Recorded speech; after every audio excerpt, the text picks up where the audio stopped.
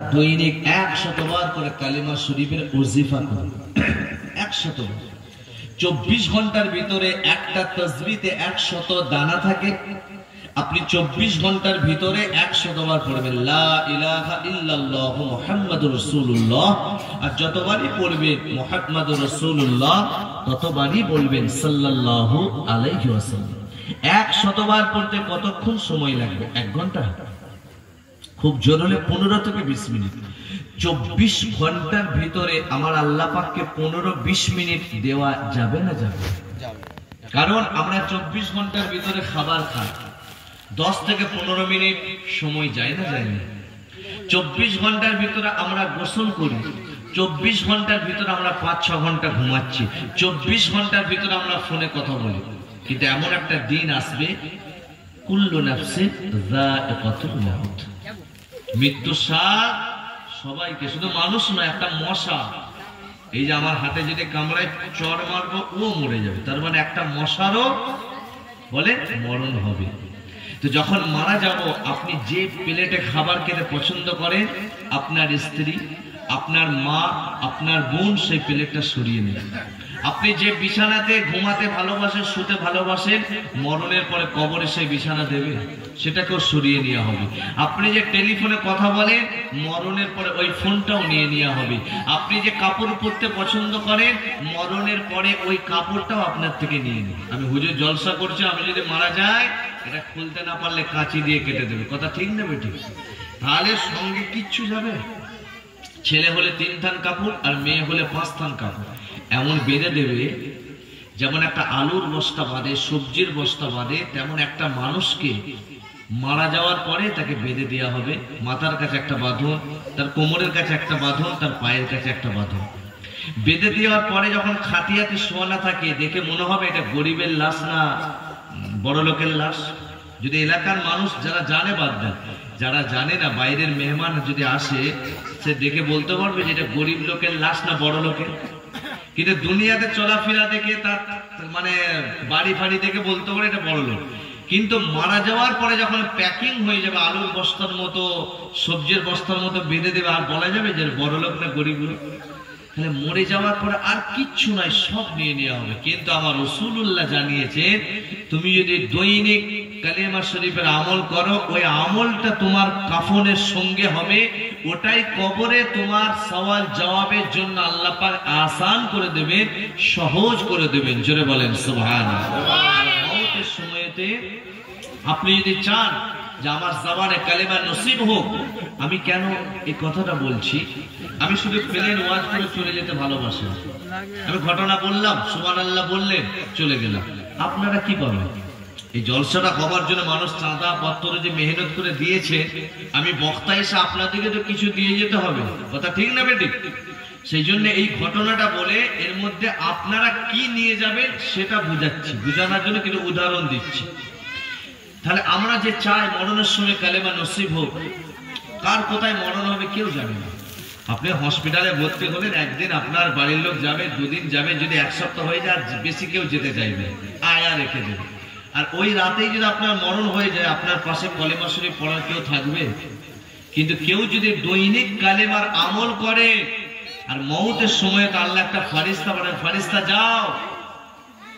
সেই ঘরুসপুরে ব্যাপারী পাড়ায় জলসা হয়েছিল, আমার এক আলেম বান্দা ওয়াজ করেছিল, গভীর রাত্রিতে 1টা প্রায় বাজবে, ওই সময়তে চটে বসে এই কালেমার বীরদের কালেমার ওজিফার কথাটা আমার আলেম বান্দা বলেছিল, আর এরা সেই মাহফিলে বসে শুনে আমল করেছিল। আজকে আমার বান্দাটা দুনিয়া থেকে বিদায় নেবে, ওর কানে কানে যে কালেমাটা পড়ো, ফারিস্তা পড়বে, আপনার জবানে আল্লাহ পাক এই কালেমা শরীফ জারি করিয়ে আপনার মৃত্যুটা নসিব করে দেবেন। জোরে বলেন। এইটা যদি চান প্রতিদিন কতবার পড়তে হবে? 100 বার। ইনশাআল্লাহ পড়বেন তো? বলেন ইনশাআল্লাহ। হায় আল্লাহ, পড়ার সময় আর ইনশাআল্লাহ কারণ মানে হুজুর রাত হয়েছে, বিরিয়ানির সময় হয়ে যাচ্ছে, যা বলবেন তাড়াতাড়ি বলুন, দিয়ে বাড়ি যান। বলেন ইনশাআল্লাহ। কোরআন শরীফের একটা আয়াত বললাম, ইয়া আইয়ুহাল্লাযীনা আমানুত্তাকুল্লাহ।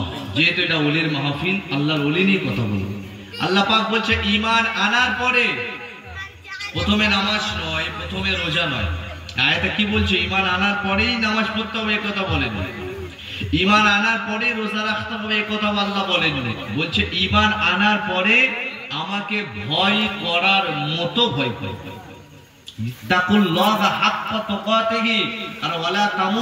ততক্ষণ পর্যন্ত তুমি মৃত্যুবরণ করো না ইল্লা ওয়া আনতুম মুসলিমুন, যতক্ষণ না পারফেক্ট মুসলমান হচ্ছ। ভয় করেছিল কারা? আল্লাহর ওলি হযরত কুতুবউদ্দিন বখতিয়ার কাকি রাহমাতুল্লাহ আলাইহি।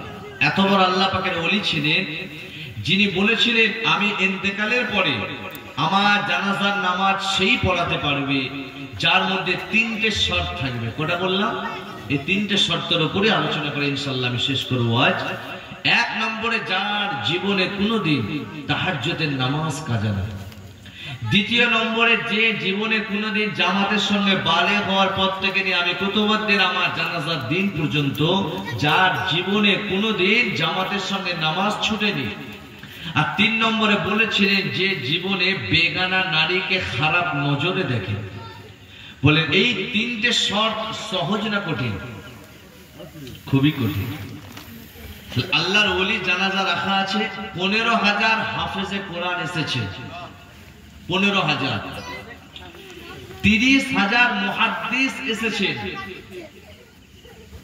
আর লাখ লাখ তো এমনি মানুষ এসেছেন। আল্লাহর ওলি জানাজা রাখা আছে, কেউ ইমামতি হবে সাহস করে আসতে পারছেন না। কেন? তিনটে উনি শর্ত লাগিয়েছেন, খুবই কঠিন, অত সোজা নয়। ইলম হচ্ছে দুই প্রকার, আল ইলমু ইলমান, আল ইলমু যাহিরুন ওয়াল ইলমু বাতিন। একটা যাহিরি ইলম যেটা মাদ্রাসায় পাওয়া যায়, কি বল, আর একটা হচ্ছে বাতিনি ইলম যেটা হাক্কানি ওলির দরবারে গেলে পাওয়া যায়। ওই বাতিনি ইলম আপনাকে মারিফাত, উনি ওজিফা দেবেন, আপনি ওই বাতিনি ইলমের বরকতে শুয়ে থাকবেন, নবীর দিদার পেয়ে যাবেন। জোরে বলেন আল্লাহর ওলি তিনটে শর্ত লাগিয়েছে। বিষয়টা আসছি, যখন আয়াতটা পড়লাম যে ঈমান আনার পর আল্লাহকে ভয় করার মতো করতে হবে। আমরা জলসায় সুবহানাল্লাহ নারায়ে তাকবীর বলি, মাশাআল্লাহ, এটা অনেক আপনি সওয়াব পাবেন। কিতাবে আছে একবার সুবহানাল্লাহ বললে আসমান জমিনের মধ্যে যেটি ফাঁকা জায়গাটা আছে অত পরিমাণ আপনি সওয়াব পাবেন। যদি বলি নবীকে মহব্বত করে যে হুজুর করি, কিন্তু আমাদের মহব্বত করাটা এখন মুখে হচ্ছে মহব্বত। নবী বলছেন যে আমাকে ভালোবাসবে, তার ডেফিনিশন, তার পরিচয় হলো মানে আহাব্বা সুন্নতি ফাকাদ আহাব্বানি। আমাকে ভালোবাসবে মানে মুখে বললে হবে না, যে আমার সুন্নতকে ভালোবাসবে ফাকাদ আহাব্বানি, সে আমাকেই ভালোবাসবে।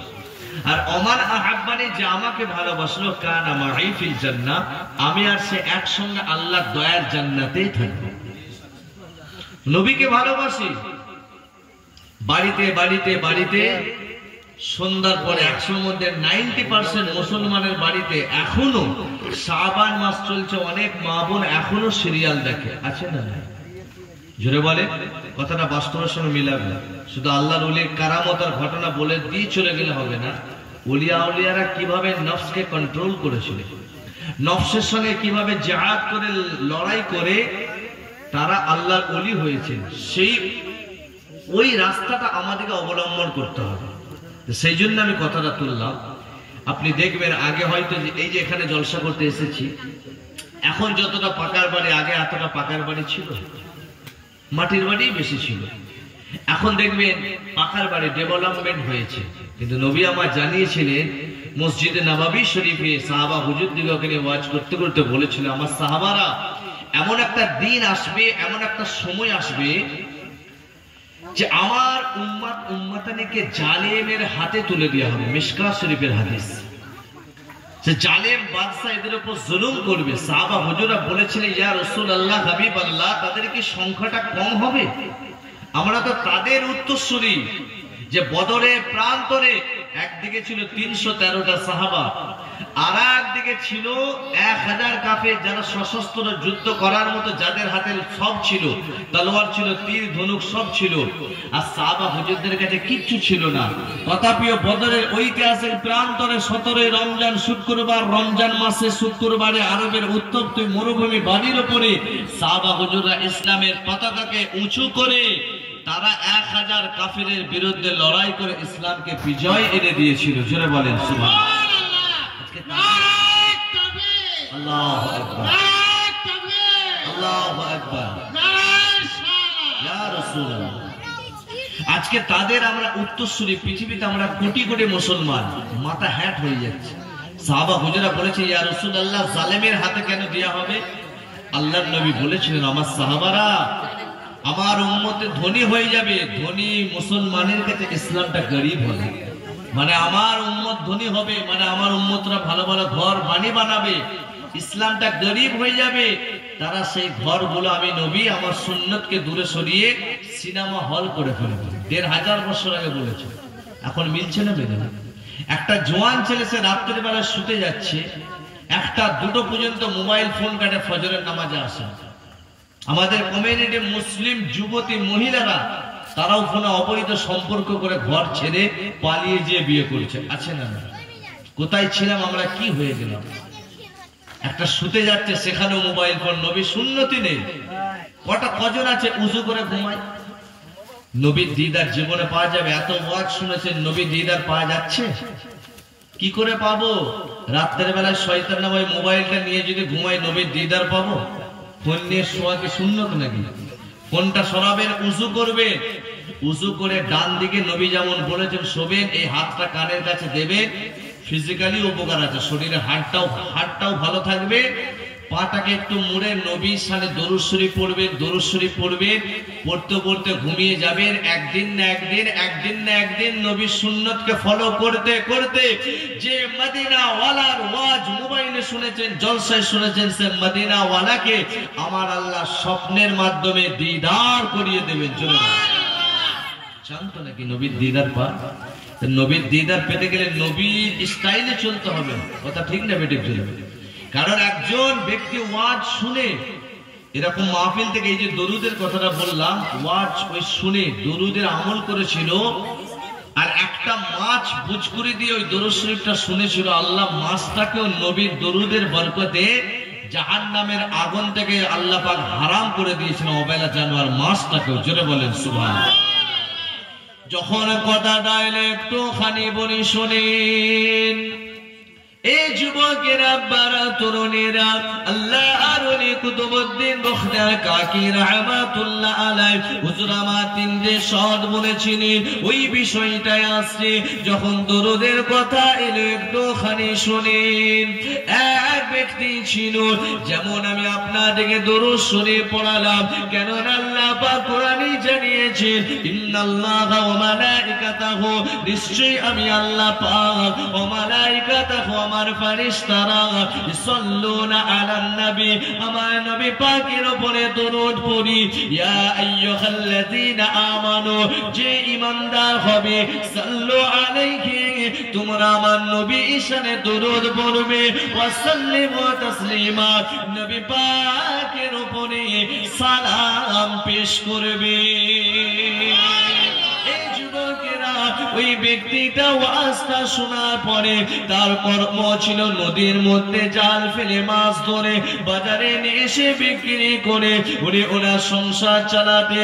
একদিন ওয়াজটা শোনার পরে ওই ব্যক্তিটা বেনামাজি ছিল, ওই ব্যক্তিটা রোজাদার ছিল না, কিন্তু এরকম জলসার মাহফিলে শুনেছিল আলেম ওয়াজে বলেছিলেন, আল্লাহ নবীর শানে যদি দরুদ শরীফ পড়া হয়, আল্লাহ পাক দরুদের বরকতে জাহান্নামের আগুন থেকে হারাম করে দেবে। ওই ব্যক্তিটা তারপরের দিনে নদীতে জালটা ফেলার আগে আল্লাহ নবীর শানে দরুদ শরীফ পড়লেন, আর যখন জালটা নদীর মধ্যে ফেলে দিলেন, ওই জালেতে মাছ পড়ে গেল, বাজারে নিয়ে এসে বিক্রি করতে লাগলেন। ওই দিনেতে আল্লাহ নবীকে হযরতে আবু বকর সিদ্দিক রাদিয়াল্লাহু তাআলা আনহু হুজুর আমার আল্লাহ নবীকে দাওয়াত করলেন। আল্লাহ নবীকে দাওয়াত করার পরে বাজারের মধ্যে চলে গেলে, বাজার করতে করতে করতে করতে ওই মাছটাকে দেখে পছন্দ হয়ে গেল। হুজুর আমার মাছটাকে কিনে নিলেন, বাড়ির মধ্যে নিয়ে চলে আসলেন। আসার পরে তিনার স্ত্রীকে বললেন, এই মাছটাকে ভালো করে পাক পবিত্র করো, আল্লাহ নবী আজকে আমাদের বাড়িতে এসে খাওয়া দাওয়া করবে। ওনার স্ত্রী পবিত্র করে যখনই চুলোর মধ্যে দিচ্ছে, চুলোর আগুনটা কোনো মতে ধরছে না। আবু বকর সিদ্দিককে বললেন আপনি একটুখানি প্রচেষ্টা করে। আবু বকর সিদ্দিকও প্রচেষ্টা করে চুলোর আগুনটা ধরাতে পারলেন না। আবু বকর সিদ্দিকের মনটা খারাপ হয়ে গেল। কেনই বা খারাপ হবে না? আজকে যদি আমার আপনার বাড়িতে মেহমান আসে, মেহমানদারি যদি না করতে পারি, মনটা খারাপ হয় না হয় বলেন?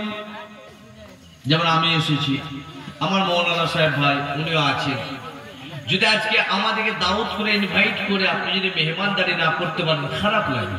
কেন বাড়িতে কুটুম আসলে আমরা সেই কুটুমকে যদি পয়সা না থাকলেও ধার করে হলেও বাজার থেকে ভালো মন্দ নিয়ে এসে খাওয়ায়, সম্মানের দিকে খেয়াল করে, তাই তো নাকি?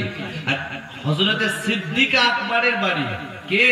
তাম পৃথিবীর নবী ছাড়া গৌস, কুতুব, আবদাল, পীর, ফকিহ, মুহাদ্দিস, মুসান্নিফ, মুফাসসির যত সাহাবা আছে, নবী ছাড়া সবাই ঈমানকে যদি এক পাল্লায় দেয়া হয়, আর একা সিদ্দিক আকবর হুজুরের ঈমানকে যদি এক পাল্লায় দেয়া হয়, সমস্ত ঈমানদারের পাল্লা থেকেও একা আবু বকর সিদ্দিক হুজুরের ঈমানের পাল্লাটা ভারী হয়ে যাবে। জোরে বলুন क्यों? मेरा अल्लाह ने मेरा नबी का ऐसा साथी चुना जो दुनिया में भी था, गारे सूर में भी था, और आज भी वो नबी के रौजा में भी एक साथ है। गारे सुरे अल्लाह नबीर संगे साथी के छिल?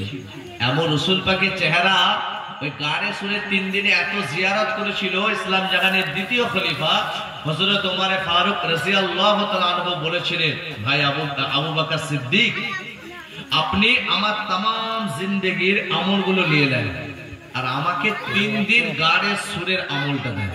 3 দিন আপনি যে রাসূল পাকের চেহারাটা দিদার করেছিলেন, যারা নবীর আশিক তারা এত সুন্দর ব্যাখ্যা করছে, বলছে মনে হচ্ছে যখন যেন আমার নবী পাক সাল্লাল্লাহু আলাইহি সাল্লাম আবু বকর সিদ্দিকের কোলে মাথা দিয়েছে, মনে হচ্ছে আবু বকর সিদ্দিক রেহেল স্বয়ং কোরআন শরীফ রেহেলের উপরে আছে। জোরে বলেন সুবহানাল্লাহ। তো সেই সিদ্দিক আকবরের বাড়িতে নবী আসবে, ওমা আরসালনাকা ইল্লা রাহমাতাল লিল আলামিন আসবে, চুলোর আগুন ধরছে।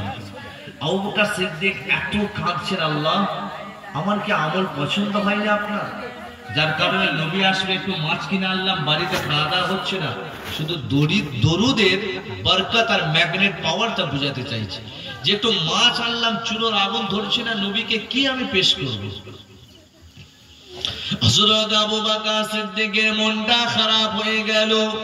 আল্লাহ নবীর দরবারে চলে গেলেন, আসসালাতু ওয়াসসালামু আলাইকা ইয়া রাসূলুল্লাহ, আসসালাতু ওয়াসসালামু আলাইকা ইয়া হাবিবাল্লাহ। আল্লাহ নবীকে সালাম খানা দেওয়ার পরে আল্লাহ নবী দেখে বুঝতে পেরে গেলেন, এ আমার আবু বকর, মনটা কেন তোমার খারাপ? আবু বকর সিদ্দিক বলেছিলেন, ইয়া রাসূলুল্লাহ, ইয়া হাবিবাল্লাহ, হুজুর আজকে আপনাকে আমাদের বাড়িতে দাওয়াত করে মেহমানদারি করার জন্য বাজারে যে একটা মাছ কিনে এনেছিলাম, কিন্তু দুঃখের খবর ওই মাছটাকে যতবারই আমি আগুনের মধ্যে উনুনের মধ্যে দিই, কোন রকম ভাবে চুলোর আগুনটা ধরাতে পারছি না। আল্লাহ নবী ওই সময়তে বলেছিলেন, আবু বকর নিশ্চয়ই এর মধ্যে কোন রাজ আছে, চলো তোমার বাড়িতে যে আমি সেটা দেখে আসবো। আল্লাহ নবী বাড়ির মধ্যে চলে আসলেন, আসার পরে বললেন, আবু বকর ওই মাছটাকে তুমি নিয়ে আসো। যখন এই মাছটাকে নিয়ে আসলেন, আবু বকর সিদ্দিক মাছটাকে দেখে আল্লাহর নবী মাছটাকে দেখে বলেছিলেন, এ আমার আবু বকর, এই মাছটার উপরে দুনিয়ার আগুন কেন? আল্লাহ পাক জাহান্নামের আগুনকে হারাম করে দিয়েছে। আল্লাহ নবী আবু বকর সিদ্দিক প্রশ্ন করলেন, ইয়া রাসূলুল্লাহ, ইয়া হাবিবাল্লাহ, কেন? আল্লাহ নবী ওই সময়তে জানিয়েছিলেন, আমার আবু বকর মাছটাকে যিনি ধরেছিলেন আমি রাসূলুল্লাহ, আমার উপরে দরুদ সে পড়েছিল আর মাস্টার নৌকার চারিপাশে দরুদটা বুঝকুড়ি দিয়ে শুনেছিল, যার কারণে ওই মাস্টার নবীর দরুদ শোনার কারণে আল্লাহ পাক দুনিয়ার আগুনে তাকে জ্বালালেন না। আর আমরা তো হলাম শেষ নবীর উম্মত, একটা অবেলা জানোয়ার, সে যদি নবীর দরুদ শুনে জাহান্নামের আগুন আর দুনিয়ার আগুন থেকে নাজাত পায়, আমরা তা হলাম শেষ নবীর উম্মত। যদি নবী পাকের সানে দরুদ পড়ি, আল্লাহ পাক আমাদেরও উপরে জাহান্নামের আগুনকে হারাম করে দেবে। প্রত্যেক দিন 100 বার করে দরুদের উজিফা করবেন। কতবার বললাম? পারবেন তো? তবে বুঝে যাবে আপনি নবীর আসে, না হলে ওয়াজ শুনে আমল করবেন না, ওই ওরকমই আসে। আর যদি পড়েন তবে মোলা মদিনাওয়ালার আসে। প্রতি শুক্রবার জুম্মার দিন আসরের নামাজের পরে এই যে নবী নবী নবী নবী শুরু থেকেই তো করছি নাকি, নবী নবী করলে তবেই নাজাত আছে। নামাজ রোজা হজ যাকাত সব আছে, নবীর প্রেম নাই, বেকার, কোনো কাজে আসবে না। আল্লাহ পাক হাসরের ময়দানে শাফাআতের কান্ডারি করবেন আমার রাসূলুল্লাহকে, আর নবীর আশিক দিকে আল্লাহ জান্নাতে দেবে। না হলে ইয়াজিদের আযান ছিল, ইয়াজিদেরও নামাজ ছিল, আর ইমামে হুসাইন হুজুরের দলে আযান ছিল, নামাজ ছিল। তাহলে ও আযান দিচ্ছে নামাজ পড়ছে, এই আযান দিচ্ছে নামাজ পড়ছে, দুটো নামাজে কি আল্লাহর দরবারে গিয়েছে? একটা গেছে আর একটা ছুড়ে ফেলে দিয়েছে। তার মানে বোঝা গেল নামাজ রোজা হজ যাকাত সব আছে, নবীর ইশক নেই, নবীর প্রেম নেই, সেটা বেকার। আর নামাজ রোজা হজ যাকাত হয়তো একটু কম হলেও নবীর ইশকে ভরা মানুষ, নবীর প্রেমিক মানুষ, আল্লাহ নবীর আশিক দিকে আল্লাহ পাক নবীর প্রেমের ওসিলায় কাল কিয়ামতে নবীর শাফাআত আমার আল্লাহ নসিব করে দেবেন। জোরে বলেন সুবহানাল্লাহ। মুহাব্বতে দরুদ শরীফ পড়েন। আল্লাহুম্মা সাল্লি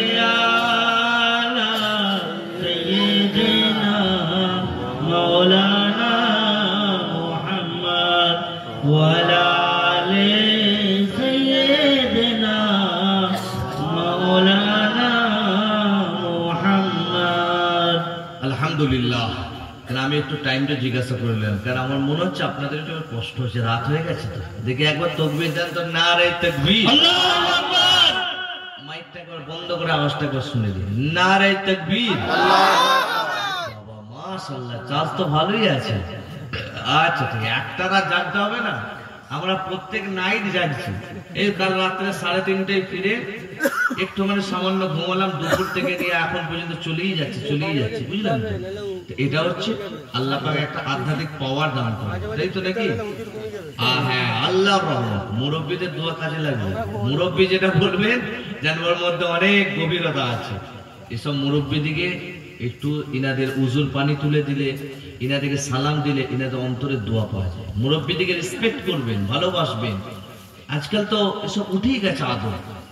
একটা জোয়ান ছেলে একটা মুরব্বী যাচ্ছে, সিগারেটকে ধোঁয়া ছাড়ছে, গুটকার পিক ফেলছে, মুরব্বীটাকে আদবই করে না। আর মুরব্বীটা যদি তাকে একবার কিছু বলে, বিচার এখানে থাকবে না, সে পার্টি অফিসে চলে যাবে। লাস্টে পার্টি অফিসে বিচার, যে থানা, পুলিশ, লাস্টে দেখবেন মুরব্বীকে ধার করে পয়সা দিয়ে ঝামেলা মিটাতে হচ্ছে। এরকম সমাজে হয়ে গেছে।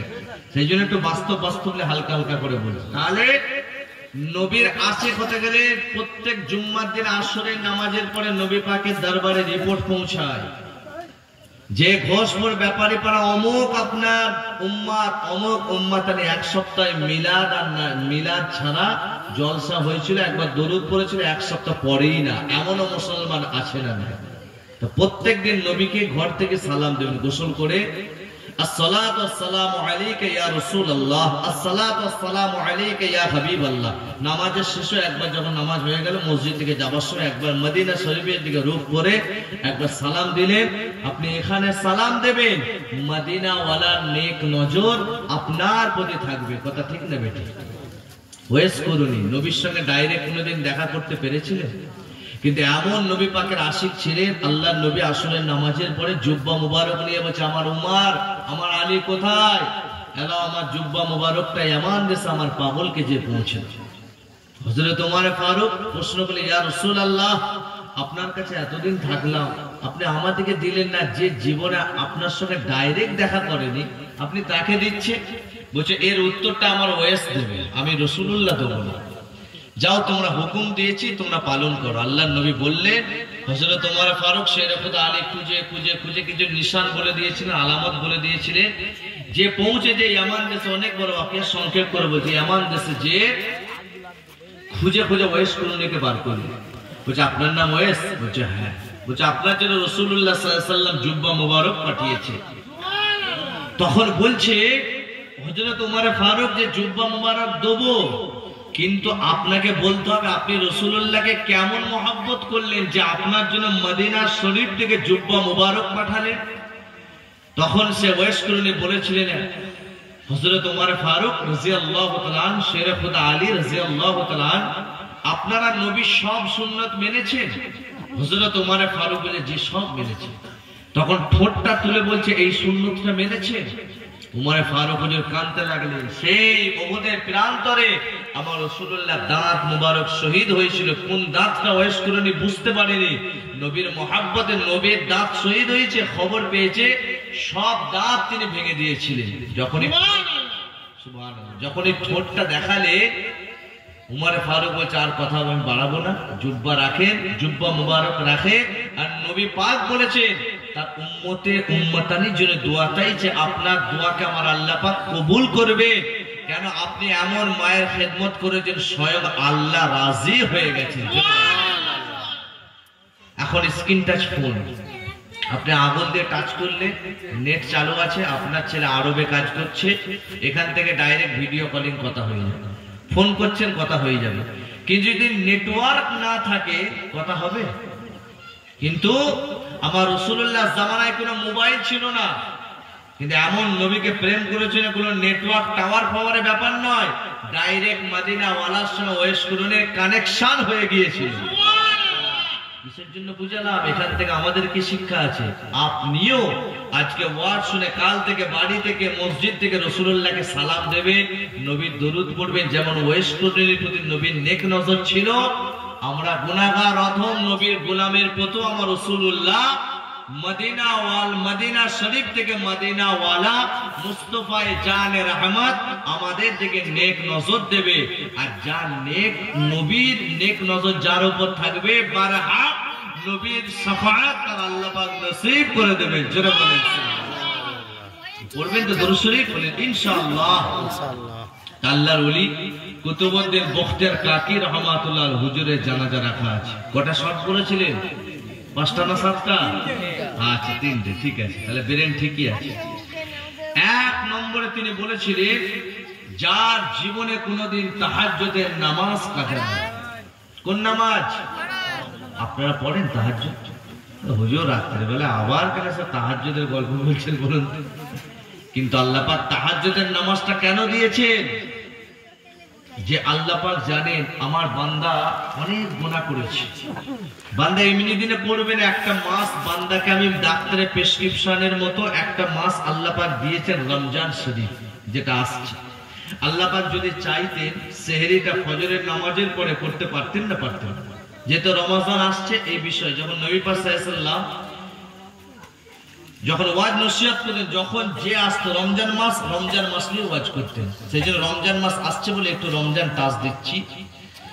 1 মাস আল্লাহ পাক চাইলে জানেন না যে বান্দার কষ্ট হবে, আমার আল্লাহ ফজরের নামাজ পড়ে আধ ঘন্টা একটা সময় দিতেন, এই আধ ঘন্টার মধ্যে সেহরি করে দিতেন। কিন্তু আল্লাহ পাক ওই ভোরের বেলায় ফজরের নামাজের আগে গভীর রাত্রিতে কেন করলেন আমার আল্লাহ সেহরিটা?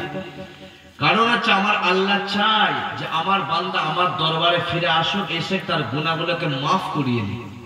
কারণ হচ্ছে তাহাজ্জুদের নামাজ এমন একটা নামাজ, আপনি মুসাল্লা বিছিয়েছেন, ডাইরেক্ট আল্লাহর সঙ্গে একা আপনি আর আল্লাহ আছেন। আসমানে আমার আল্লাহ আছে, আর জমিনের উপরে মুসাল্লা বিছিয়ে আপনি একা আছেন। যখন অফিসে তালা লাগানো, গেটে তালা লাগানো, যখন পাড়ায় সবাই ঘরের দরজা বন্ধ করে ঘুমিয়ে যায়, ওই গভীর রাত্রিতে কার রহমতের দরজা খোলা থাকে? চিৎকার দিয়ে বলেন আল্লাহ। আপনি উঠেছেন আল্লাহর দরবারে, এমন আপনার গুনাহ আছে যেটা দুনিয়ার মানুষ জানলে, আপনার পাড়ার মানুষ জানলে আপনাকে ঘৃণা করবে, এমনও গুনাহ মানুষের হয় না? কিন্তু আপনি হয়তো পাড়ার মানুষকে গোপন রেখেছেন, কিন্তু একজন সেই গুণাটা জানেন, তিনি কে? আমার আল্লাহ। আমার আল্লাহকে কিছুই লুকাতে পারবেন না। তাহাজ্জুদে উঠেছেন, তাহাজ্জুদের নামাজ পড়ে রমজান শরীফের মাসে আল্লাহর দরবারে দোয়া চাইছেন, আল্লাহ অনেক গুনাহ করেছি আল্লাহ। আমার আল্লাহ বলছেন, যত পৃথিবীতে সমুদ্র, নদী, খাল, পুকুর আছে, যদি জাহান্নামকে মেশিন ফিট করে পানি দিয়ে জাহান্নামকে নেভানোর চেষ্টা করে, সম্ভব তো নাই। ফর এক্সাম্পল, উদাহরণস্বরূপ জাহান্নামকে নেভানো সম্ভব, কিন্তু আপনি তাহাজ্জুদের মুসাল্লায় 2 ফোঁটা চোখের মূল্যবান অশ্রুর পানিটা যদি ফেলে দেন, আমার আল্লাহ তার বান্দা বান্দির চোখে 2 ফোঁটা মূল্যবান অশ্রুর বিনিময়ে, পানি পড়ার বিনিময়ে জাহান্নামের আগুনকে আমার আল্লাহ 2 ফোঁটা চোখের পানি দিয়ে আপনার জন্য হারাম করে দেবেন। জোরে বলেন। রাবিয়া বাসরি, আম্মাজান রাবিয়া বাসরি এত বড় আল্লাহ পাকের নেক ওলিনি বান্দী ছিলেন, যিনি বলেছিলেন, আমি ইন্তেকালের পরে আমার পয়সা নাই, তাহাজ্জুদে আমি একটা রাত্রি বেলায় স্পেশাল চাদর দিয়ে নামাজ পড়ি তাহাজ্জুদ আল্লাহকে রাজি করার জন্য, ওই চাদরটা দিয়ে আমাকে কাফন দেন। কেননা রাবিয়া বাসরি এত বড় আল্লাহ পাকের নেক ওলিনি বান্দী ছিলেন। যখন কথাটা এলো একটুখানি বলি শুনেন। আম্মা জান রাবিয়া বাসরি ছোটবেলায় তার বিয়ে হয়েছিল, যখন তার স্বামী ইন্তেকাল করে গেলেন, দ্বিতীয় বিয়ে তিনি আর করেননি। আম্মা জান রাবিয়া বাসরি ওসিফা করে করে, ওসিফা করে করে, আমল করে করে আল্লাহ পাকের ওলিনি বান্দী হয়েছিলেন। ওই রাবিয়া বাসরি বলেছিলেন, আমার কাছে পয়সা নাই, আমি গরিব মানুষ, যখন আমি ইন্তেকাল করে যাব, আমি রাবিয়া বাসরি আমার তাহাজ্জুদের চাদরটা নিয়ে আমাকে কাফন দিয়ে দেবে। আর বেশি মানুষকে বলার দরকার নাই, কেননা আমার জন্য বেশি এলান করতে হবে না। আম্মা জান রাবিয়া বাসরি ওসিয়াত অনুযায়ী আম্মা জান রাবিয়া বাসরি দুনিয়া জমিন থেকে পর্দা নিলে হুজুরকে তাহাজ্জুদের না কাফন দিয়ে, তাহাজ্জুদের চাদর দিয়ে কাফন দেয়া হলো। আম্মা জান রাবিয়া বাসরি জানাজা হয়ে গেল, কবরে শুইয়ে দেবার পরে 2-3 দিন পর আম্মা জান রাবিয়া বাসরির খাদেমা তিনি স্বপ্ন দেখতে, আম্মা জান রাবিয়া বাসরি কবরের মধ্যে সেই তাহাজ্জুদের চাদরটা আর নাই, জান্নাতি রেশমের পোশাক আল্লাহ পাক পরিয়ে দিয়েছে। এই যুবকেরা, বারা তরুণেরা তখন সেই স্বপ্নের মাধ্যমে প্রশ্ন করলেন, আম্মা জান আপনি কবরে কেমন আছেন? আম্মা জান রাবিয়া বাসরি বলেছিলেন, আলহামদুলিল্লাহ ভালো আছি। আবারও বললেন, আম্মা জান আপনার সেই তাহাজ্জুদের চাদরটা কোথায়? ওই সময়েতে রাবিয়া বাসরি বলেছিলেন, আমার এই তাহাজ্জুদের চাদরটা আল্লাহ পাক জমা নিয়েছে, কেননা জীবনে তাহাজ্জুদের নামাজ পড়াগুলোকে আল্লাহ পাক কবুল করে নিয়েছে। কোন রাবিয়া বাসরি? যাকে ফারিস্তারা কবরে প্রশ্ন করেছিল, পাল্টা ফারিস্তাকে প্রশ্ন করেছিল। ফারিস্তা যখন বলেছিলেন মান রব্বুকা, রাবিয়া বাসরি বলছিলেন মান আনতুমা, তোমরা দুজন কে আগে বলো। তখন ফারিস্তা একে অপরের দিকে তাকাচ্ছে, কার কবরে আসলাম? আমাদেরকে দেখে মুর্দা ভয় খেয়ে যায়, এই কার কবরে আসলাম? এটাই তো ওলিদের পাওয়ার। আমার খাজা গরিবে নওয়াজ আজও হিন্দুস্তানের জমিনে আছে। লন্ডন থেকে একটা রিপোর্টার এসেছে, আল্লাহর ওলিদের শুধু পাওয়ার।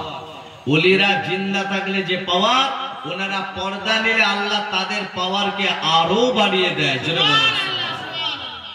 খাজা হুজুর আছেন নাকি আমাদের সামনে সশরীরে আছেন?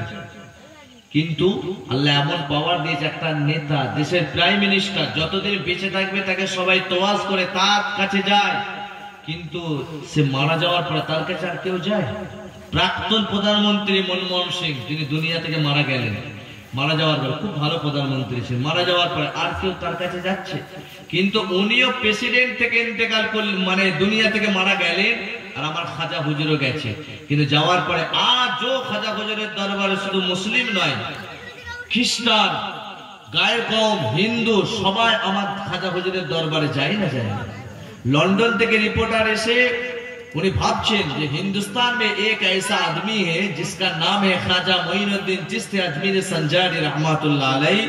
ও তো মর চুকা, মানে ওর ভাষায় বলছে। আমরা তো মরে যাও বলবো না, আমরা পর্দা নেবো বলো, আল্লাহর ওলিদের সাথে বেয়াদবি কথা বলতে নেই।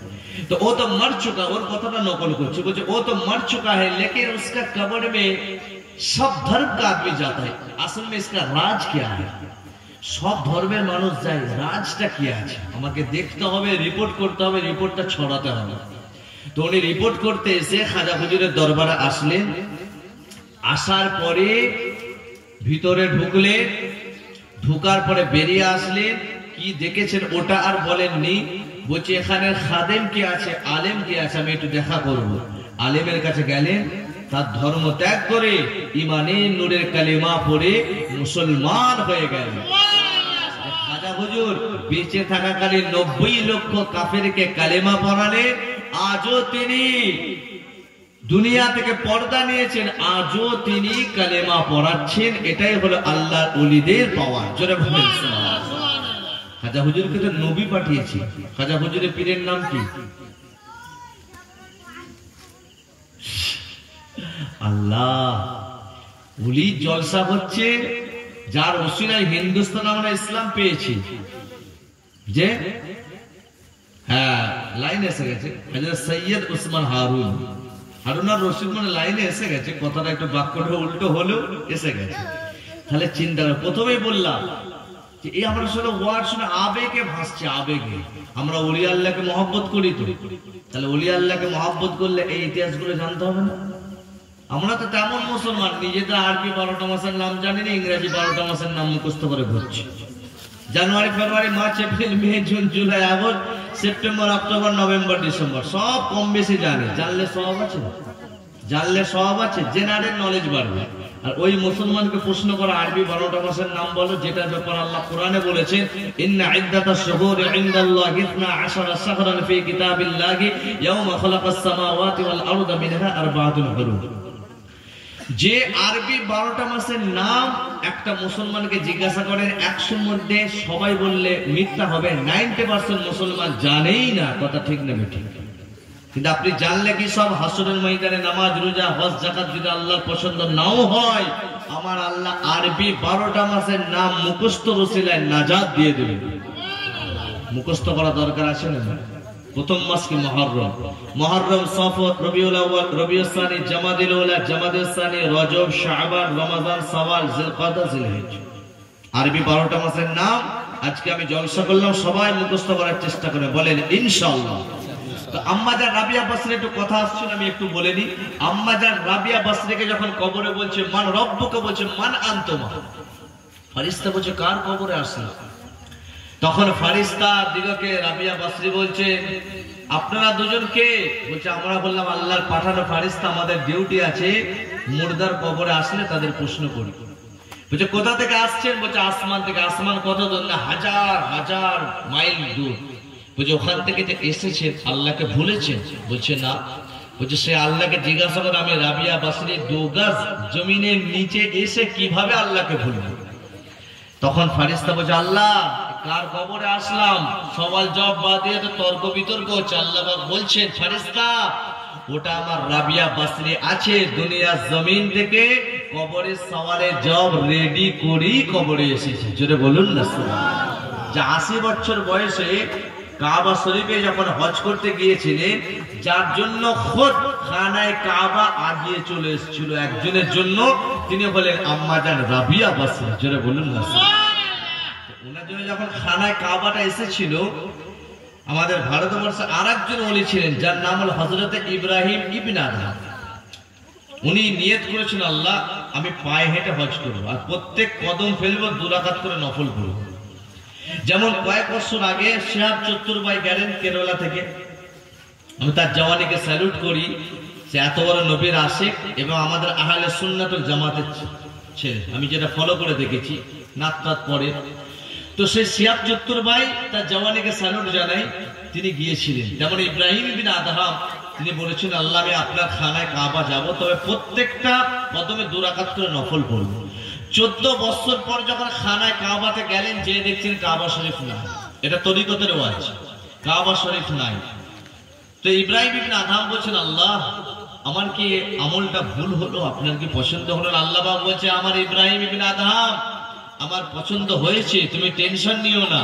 কিন্তু এই সময়তে আমার খানায়ে কাবা আমার আরেক আমার বান্দি মাহবুব বান্দি যিনি হজ পাকে 80 বছর বয়সে বুড়ি হয়ে পিঠটা কুঁজো হয়ে গেছে, যিনি লাঠি ধরে ধরে আসছে, যার জন্য আমার খানায়ে কাবা তাকে ইস্তেকবালের জন্য আগিয়ে চলে গেছে। জোরে বলো মায়েরা বোনেরা, রাবিয়া বসরির মতো হয়ে যায়। পর্দা করুন, সিরিয়াল ছেড়ে দেয়। এই সিরিয়াল থেকে যত রকমের মেকআপ আপনার মেয়ে দেখবে, দেখার পরে বিয়ের সময় ওই মেকআপ গুলো এনে 5000, 6000, 4000 টাকার মেকআপ করে না করে না? একটা বিয়ে হচ্ছে সেখানে নবীর সুন্নত নাই, নবীকে ভালোবাসা মুখে বলছে, বিয়ে হচ্ছে সেখানে ভিডিও ক্যামেরা চলছে, ফটো সেশন, সেলফি একটা জায়গা, সেলফি জোন করেছে। একটা বিয়ে বাড়ি খেতে গেছি, দেখছি সব খেয়ে ওখানে ফটো তুলছে, কি না এটা সেলফি জোন হয়েছে। বিয়ে খেয়ে ওখানে ফটো তুলে ফেসবুক আর হোয়াটসঅ্যাপে ইনস্টাগ্রামে স্ট্যাটাস দেবে। মুসলমানের বিয়েতে ভিডিও ক্যামেরা হয় না?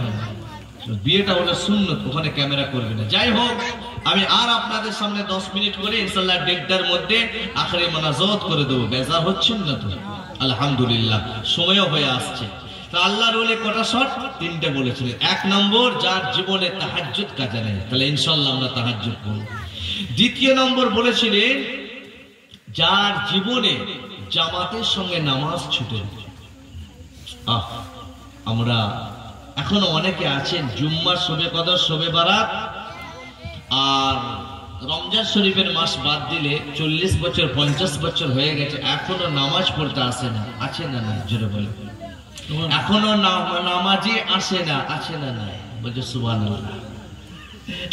না ভাই, আমার কথাটা বুঝতে পারো ভাই, কিছু মনে করো না। তো যাই হোক, কিছু মনে করো না ভাই, আমি তোমাকে করছি না ভাই, জোশে আছে, ওটা ইচ্ছা করে সুবহানাল্লাহ বলো। তো সুবহানাল্লাহ ঠিক জায়গায় বলতে হবে। দোয়া হচ্ছে আল্লাহ ফিলিস্তিনের মুসলমানদেরকে মারছে, বলছে আল্লাহ আগে শুনতে হবে তো যারা মারছে, আল্লাহ আপনি তাদের নসিবে যদি হেদায়েত থেকে হেদায়েতের না হলে তাদেরকে আপনি ধ্বংস করে দেন। তখন আল্লাহ আমি না, তা বলছে ফিলিস্তিনের মুসলমানকে মারছে, বলছে আল্লাহ। জায়গায় জায়গায় বলতে হবে, আমি আপনাকে কিছু বললাম না।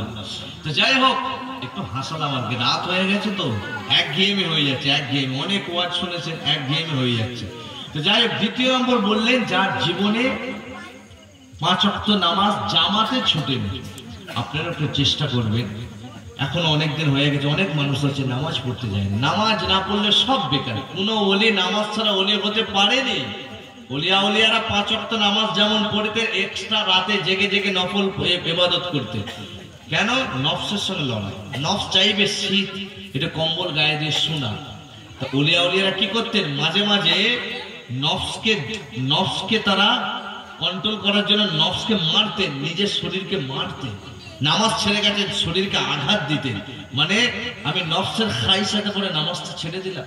আপনার নফস কখনো চাইবে না আপনি ভালো কাজ করেন, এই নফসের সঙ্গে লড়াই করতে। আজকে শুয়েছে, ফজরের সময় নফস চাইবে না।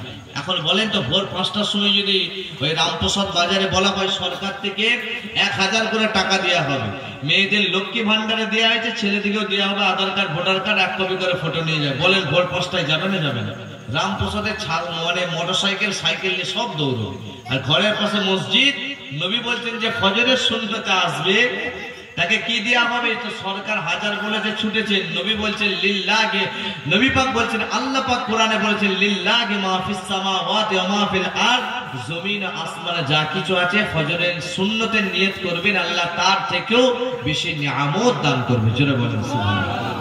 3 নম্বর বলেছেন, যা সুন্নতে গায়ের মুআক্কাদা, এই যে বেগানা নারীকে খারাপ নজরে দেখে। এই 3টে শর্ত বলেছেন আল্লাহর ওলি।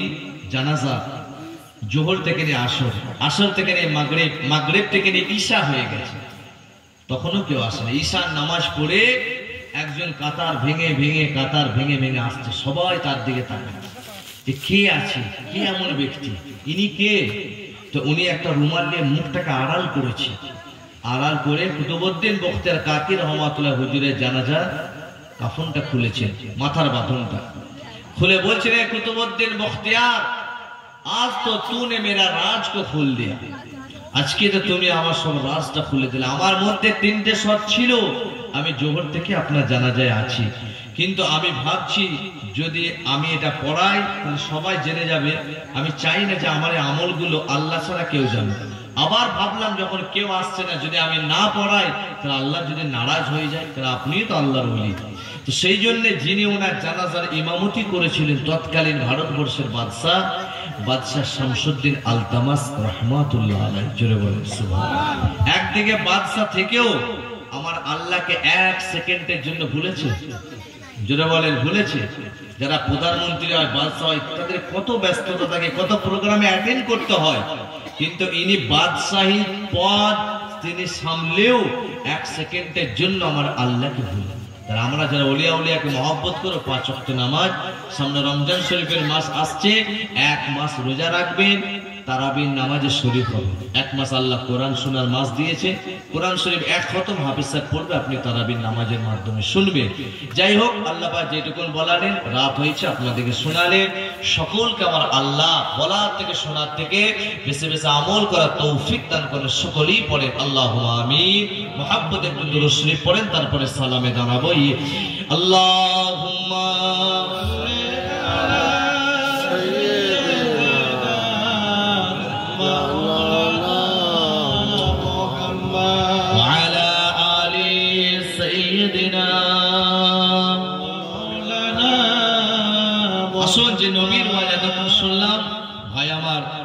কিয়াম পড়াবেন, আপনারা একটু দাঁড়িয়ে দাঁড়িয়ে সকলে মিলে নবীকে আদবের সঙ্গে রাতের গভীরে একটু সালাম পেশ করিয়া নবী।